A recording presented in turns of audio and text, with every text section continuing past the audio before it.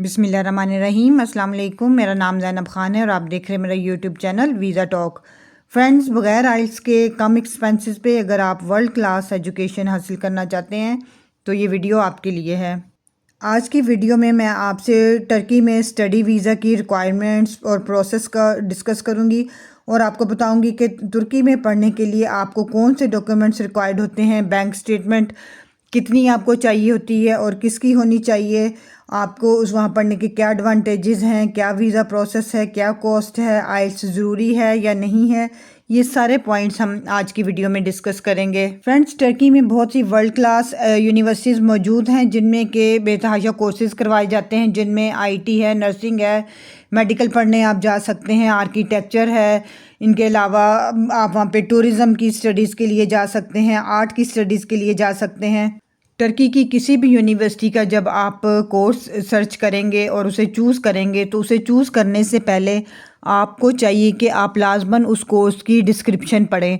वो इस वजह से क्योंकि टर्की में दोनों लैंग्वेजेस में यानी कि टर्किश लैंग्वेज में और इंग्लिश में भी कोर्सेज़ करवाए जाते हैं, तो आपने वो कोर्स चूज़ करना है जिसके मोड ऑफ़ जो टीचिंग है वो इंग्लिश हो, ताकि आपको वहाँ पे मुश्किल पेश ना आए। फ्रेंड्स, टर्की की एक ख़ास बात ये भी है कि यहाँ पे एक्सचेंज प्रोग्राम्स होते हैं। एक्सचेंज प्रोग्राम का मतलब है कि आप टर्की की जिस भी यूनिवर्सिटी में आप अपना कोर्स फॉलो कर रहे हैं, आप अगर चंद सेमेस्टर वहाँ से पढ़ लेते हैं तो आप अपने बाकी के सेमेस्टर शेंजन कंट्री की किसी यूनिवर्सिटी में पढ़ सकते हैं।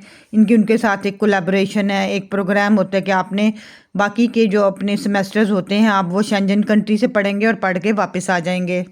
तो इट मीन्स कि अगर आप टर्की में पढ़ने जाते हैं तो आपको यूरोपियन स्टैंडर्ड की एजुकेशन मिलती है। और अगर हम फ़ी की बात करें तो यहाँ पे फ़ी जो है वो $3000 से लेके कोर्स पे डिपेंड करता है, यूनिवर्सिटी पे डिपेंड करता है। ये आपकी 3000 से लेके $9000 तक फ़ी होती है। और इसका अगर हम प्रोसेसिंग की बात करें तो आपने सबसे पहले यूनिवर्सिटी अपनी चूज़ करनी है, अपना आपने रिलेटेड कोर्स देखना है जो कि इंग्लिश में वो करवा रहे हों, और उसके बाद आपने वहाँ पे अप्लाई कर देना है। जब आप अपना कोर्स चूज़ कर लेंगे, यूनिवर्सिटी चूज़ कर लेंगे, तो आप फ़ी वहाँ पे जब पे करेंगे तो आपको ऑफ़र लेटर आ जाता है।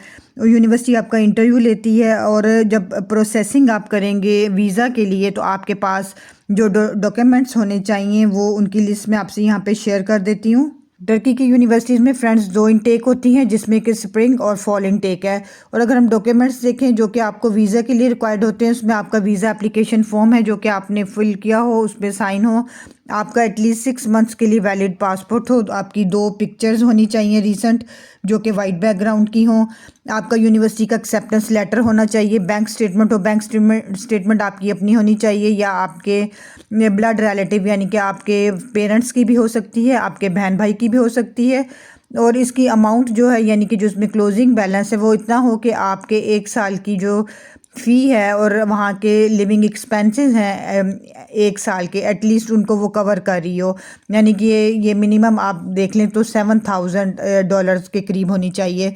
इसके अलावा आपकी फ़्लाइट रिज़र्वेशन हो, आपकी हेल्थ इंश्योरेंस, अकोमोडेशन का प्रूफ हो, आपका पुलिस क्लियरेंस सर्टिफिकेट लगेगा, वीज़ा फ़ी आपने जो पे की होगी उसका पेमेंट का प्रूफ होगा, आपके सारे एजुकेशनल जो डॉक्यूमेंट्स हैं उन आपके वो सारे अटेस्टेड होने चाहिए जो रेलेवेंट बोर्ड्स हैं उनसे और AGC से। इसके अलावा आपका SOP यानी कि स्टेटमेंट ऑफ पर्पज़ होना चाहिए, 2 रिकमेंडेशन लेटर्स होने चाहिए। ये सारे डॉक्यूमेंट्स रेडी करने के बाद आपने उनका ऑथराइज्ड वीज़ा जो सर्विस सेंटर है जिसको अनातोलिया वीज़ा सर्विसेज कहते हैं, वहाँ पे आपने ये सारी फ़ाइल सबमिट करवानी है। आपके इसमें प्रोसेसिंग जो ओवरऑल सारी है उसमें 4 to 8 वीक्स लग जाते हैं और वीज़ा के चांसेस जो हैं टर्की की स्टडी वीज़ा के ऑलमोस्ट 100% होते हैं। इनमें स्कॉलरशिप्स भी यूनिवर्सिटीज़ देती हैं, जिस पे कि मैं एक सेपरेट आपको वीडियो बना के अपलोड कर दूंगी कि क्या उसका क्या प्रोसेस होता है, क्या प्रोसीजर है, किस तरह मिलती है, कौन सी यूनिवर्सिटीज़ देती हैं। और अगर पार्ट टाइम जॉब की बात की जाए तो स्टूडेंट्स को 20 hours per week job allow होती है। इसमें जो अंडर ग्रेजुएट स्टूडेंट्स हैं उनको वैसे तो ऑफिशियली जॉब अलाउ नहीं होती फ़र्स्ट ईयर में, लेकिन वो अनऑफिशियली जो है वो कैफ़ेज़ रेस्टोरेंट्स वगैरह में जॉब कर लेते हैं। जब फर्स्ट ईयर उनका कंप्लीट हो जाता है उसके बाद वो जॉब के लिए एलिजिबल होते हैं। और जो ग्रेजुएट यानी कि मास्टर्स और PhD के स्टूडेंट्स होते हैं उनको फर्स्ट ईयर से ही जॉब अलाउ होती है। और इसके अलावा जो स्टूडेंट्स ग्रेजुएशन अपनी कंप्लीट कर लेते हैं तो वो शॉर्ट टर्म रेजिडेंस परमिट के लिए भी अप्लाई कर देते हैं, जिसमें कि उनको फिर फर्दर 1 साल के लिए वो वहाँ पे जॉब कर सकते हैं।